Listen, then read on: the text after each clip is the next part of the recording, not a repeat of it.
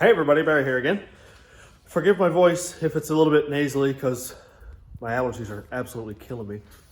And I've been trying not to sneeze for like the last 5 minutes. Oh, summer is awful here. Okay, so we're back at the race car. The cam, which is right here, has to go in here. For the last 3 or 4 days I've come to work, I forgot to bring the caps with me. So I have those. They're right here. I got a little arrow put on them so they're going the right direction and stuff. And I'm going to have to make a couple of gaskets because the intake manifold gaskets are paper. I thought they were like the O-ring type that are reusable, but they're not. So I'm going to get some gasket paper and a nice sharp razor blade and make my own. And what I have is the 2 original ones, which might be fine, but I don't like reusing them, especially in a race car. Because this thing is going to be at like 6,500, 7,000 RPM for extended amounts of time. And if you're lean for extended amounts of time, that's not a good time. So I'm going to make those, but right now I'm going to bolt the cam in just so I have that in place, make sure everything is all good. That'll get the lifters or whatever they are time to pump down so that you don't strike the valves off of the head.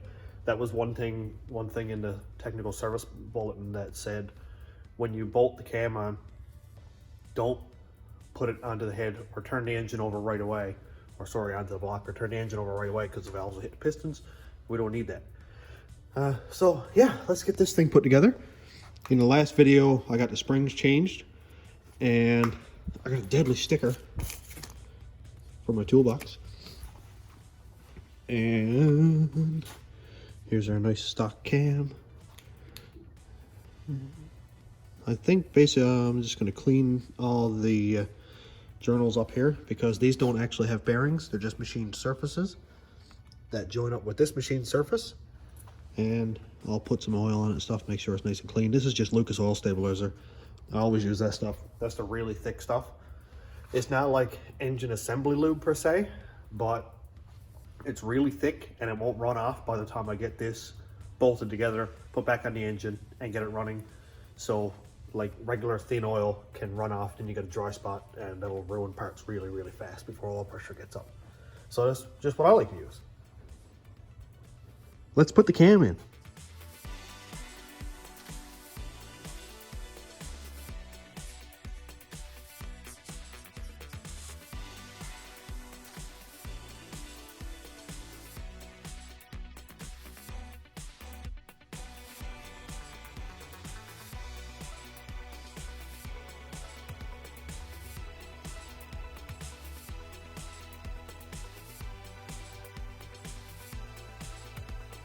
Well, this thing is bolted in and it looks awesome. It was really hard to put in.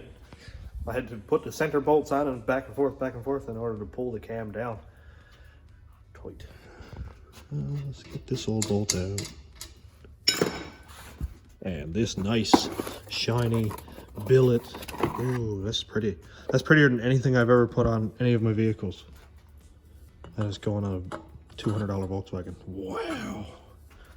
That looks sick. This thing doesn't run any cam covers at all on it, like timing cover things.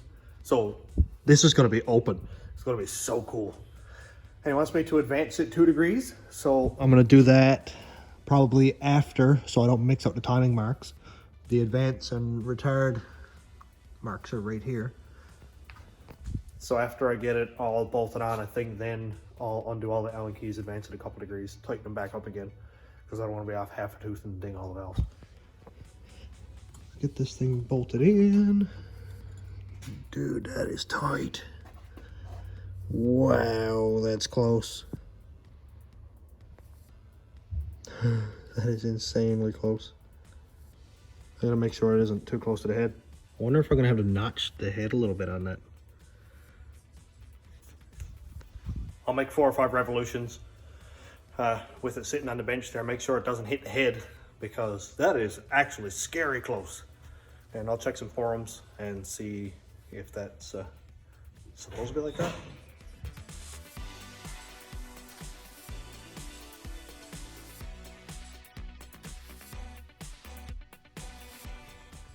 When I said it was close, I mean close. I'm gonna set it up on a tripod and show you what this looks like.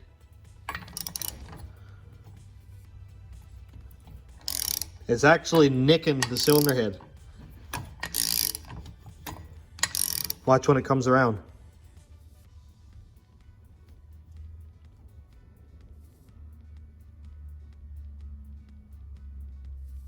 It just touches the cylinder head where the follower is.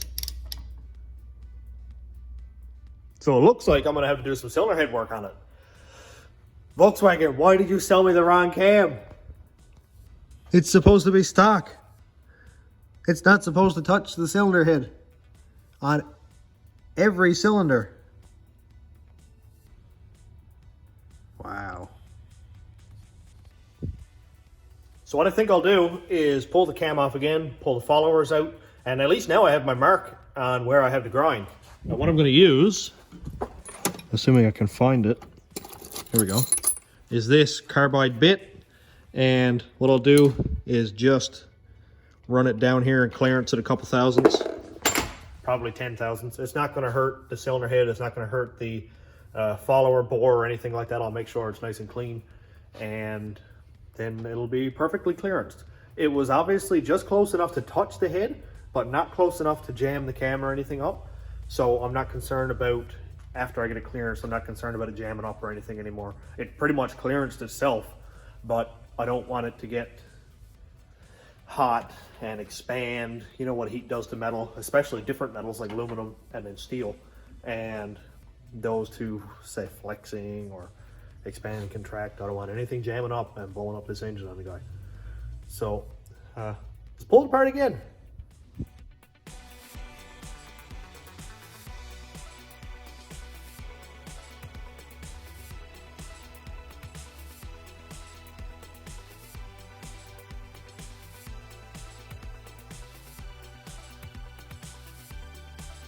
Well, the camera's back out again.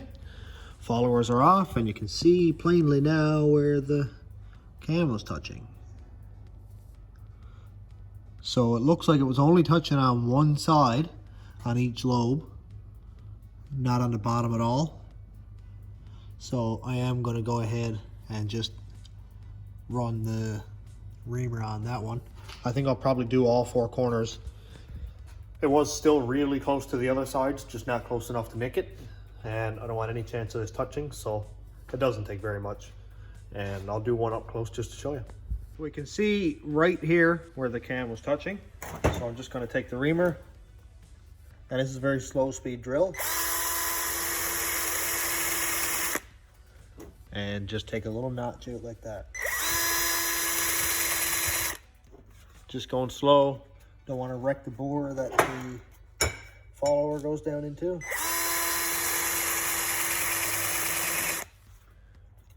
And just notch it out a little bit at a time. There is cavities in under here where I can spray brake cleaner in and vacuum all the old metal out too.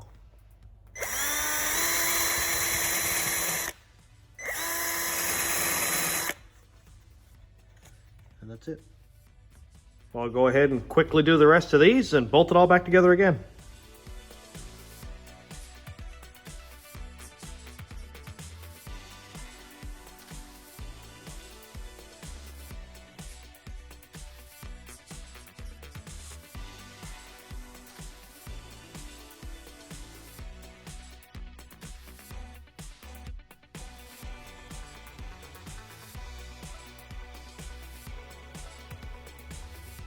It's all ground down and cleaned up. Not necessarily CNC'd or anything, but it's going to clearance that cam perfect. Let's bolt it all back together. Got it clearanced. And we can see that, if it'll focus, there's actually a gap now. Woohoo! I just checked them all and they're all good. So I guess I can continue on with other things. Still waiting on the head gasket, because this thing's got to be ready for Saturday. It's Monday right now, so hopefully all the parts get here on time and we get this thing going around the track on Saturday. Yeah, it's gonna be a time. And I just checked and there's no timing mark on this thing, on a new one, so I had to compare the keyway with the actual timing mark, which is way off. I thought this would be the timing mark right here, but according to the keyway, it'll be like down here somewhere. So I'll compare the two and mark it. Always double check your work. even if it means pulling it back off for the third time just to be double sure. Even if it means rotate the cam the whole way around to make sure it doesn't strike the head. It's always better to know now than after. So I'm gonna line up my 2 keyway marks right here.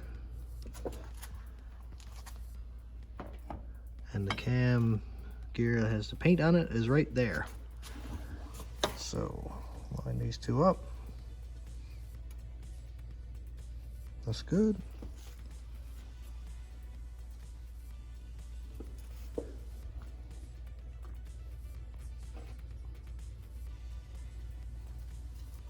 And it's set to 0 degrees, we can see right here. So that means that this tooth, if I can get the cap off of this marker, this tooth right here, then I'll double mark it just to be sure. You could see before that there was a notch machined into this to tell where the timing mark was. And just to make it easier, the guys put some paint on it. This one didn't have that, so I might run the hacksaw across here just to make a notch in it. All the professional engine builders out here watching me cut a brand new billet powder coated part with a hacksaw.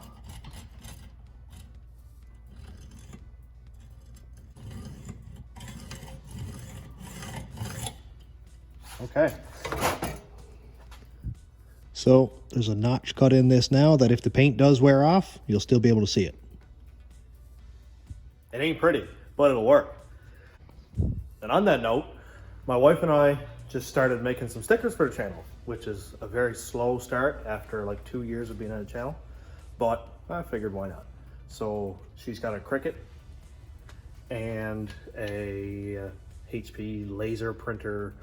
Nothing big, but we can make a few stickers and sell them for a little bit, you know, just to support the channel, that kind of thing. So we'll be starting up in a week or so, really putting them out. So if you'd like some, hop on over to the Facebook group, which is Station Road Rat Rods YouTube on Facebook, and shoot us a message, put up a post, something like that. And if you're not on the group, follow it, because we got a lot of cool stuff going on. I post updates from my builds here, stuff that I blow up, stuff that I'm fixing, like this thing. I'm gonna post a video of this on there as soon as it's done. So yeah, check it out, and I'll have lots of designs done up. And I'm probably gonna have a sticker that says, "Hey everybody, Barry here again." And it ain't pretty, but it'll work. So, you know, it's dumb, but you know, it's funny. That's enough fooling around. Let's get this thing fixed. Actually, it kind of makes sense right now for me to advance the cam now, rather than trying to jumble that around with the belts all on and the crank lined up. So basically, all I'd have to do with my mark here is undo these Allen bolts right here, rotate the cam gear, and then tighten it back up. So Josh wants it at 2 degrees advance, so we'll just move the cam gear this way. These are really, really cool. There's one up here that belongs to like a, I don't know what this is for, Civic or something. And this one's really cool too. This is adjustable cam gear. I might check it out and see what this is for.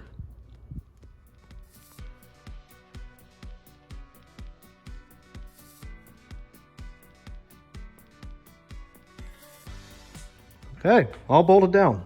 I went a little bit tighter than I probably should have, but I really, really am nervous. Josh has a heavy foot.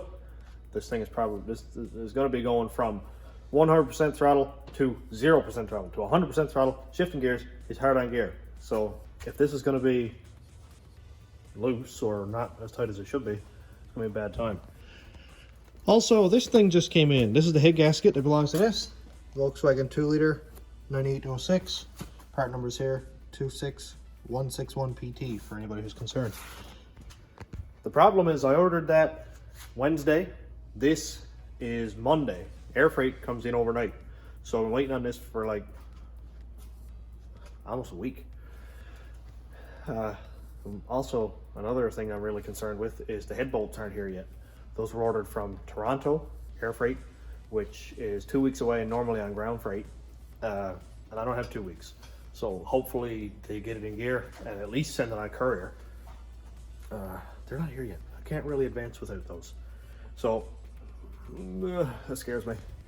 But anyway, this thing is here. It's something. It's one part of the puzzle. Fingers crossed, everybody. Kind of need that head bolts. That looks so pretty. This tensioner isn't seized up either, so that's pretty cool. like that. Remember that time when I was like, do things in steps, like 1, 2, 3, 4, 5, until completion. Not realizing that all of these bolts down here don't have nuts on them. They're all rusted off. This is the only one that I can probably put a wrench on. Look at this. What a state. And you probably won't be able to see it on here, but I can see daylight through the gaskets. Hey, you can. That's hilarious. Right there somewhere. Yeah, there you go. You can see daylight through the gaskets.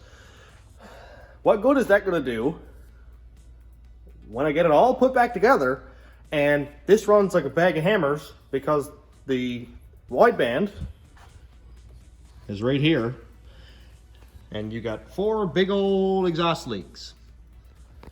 And I've been kind of dreading tackling this, but I'm not letting the car go back without that being sealed up. I can't do it because it'll either be running pig rich or piglet. Neither are good. We want this thing to run prime. He's racing. This is not getting groceries where fuel efficiency, where power matters. This thing is got to go fast. So I guess it's time to break out the vice grips in the welder.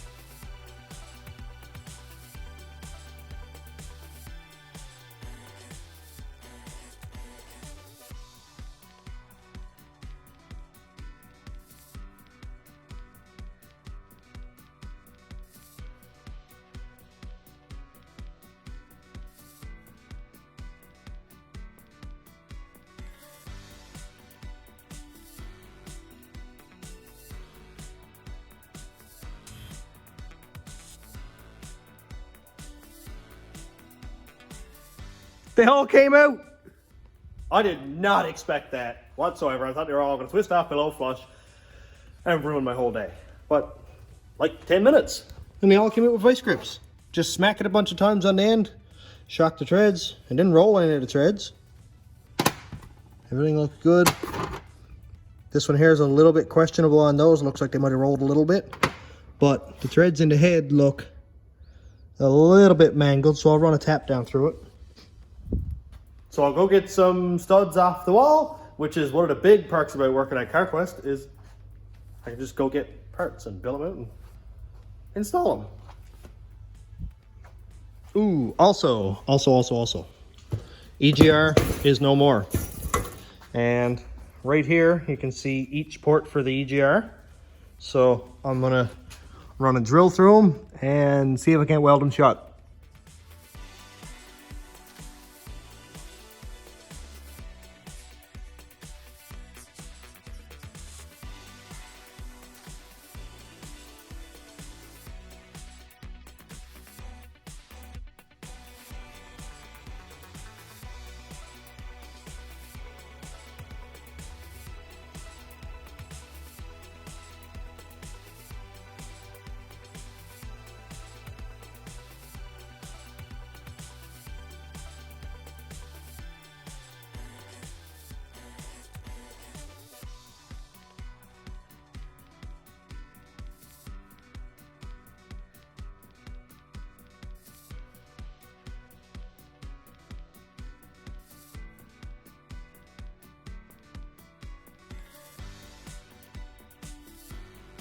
Back in business.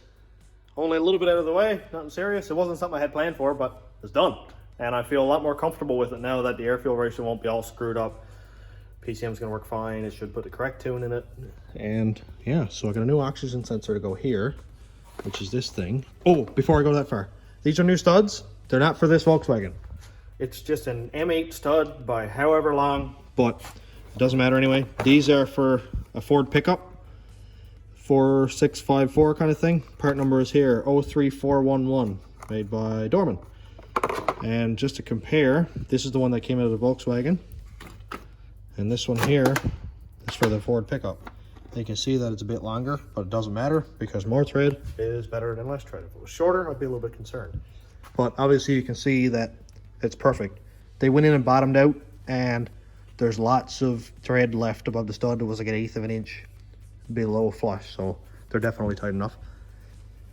I'm going to put this sensor in when I get home, just to be sure that I don't break it off while I'm putting the head back on and stuff. Some kind of bad news that I don't really like is I have to reuse the head bolts, which is not a big deal. A lot of people do it. I just don't like to. But I'll go ahead, do the torque spec, get everything all ready, and bolt them on. Something happened with air freight shipping. I called DC, and they said, oh yeah, same day doesn't fly anymore. Thanks for telling us. So those head bolts are going to be here in like 2 weeks, and don't have time for it. So this is what it is. New head gasket anyway, so that's something. Let's get this thing brought home and bolt it onto the car. With any luck, I should have this thing put back together in like no time. Disassembly is always longer than assembly. Getting the valves in and all that stuff takes a lot of time. This potentially could be running tonight. I'm not quite sure. Maybe tomorrow, but whatever it is. Let's finish this thing up. Hi, puppy dogs. Hi, Buddy and Max. What you doing? So I finally made it home after like 2 hours. I had to go and re-upload a video, which was 2 days ago's video. Back here at the car, as you can see, engine block is still in it. I forgot the torque specs sheet at the shop that I needed to tighten down the cam caps, line up the timing marks, that kind of thing. And by the time I get back up and back again, it's already dark. So I'm going to put a new gasket down, lay the head in place, put the bolts in it, just put them in hand tight, and probably go ahead and set up timing or something like that. Also, I'm not going to bother making new gaskets for the 2 intake gaskets. They're in really good shape. So I got some Permatex Moto Seal coming for tomorrow, which is gas resistant. It's used for like 2-stroke crankcases, bolting them together. So gas, it's like submerged all the time, or there's gas fumes there anyway. So it'll work perfect for these. So it's not going to deteriorate, it's not going to leak. And I'll just put a light skim around it just to fill in any bad spots or something like that. So let's get this head bolted in, and I might take the van for a drive after.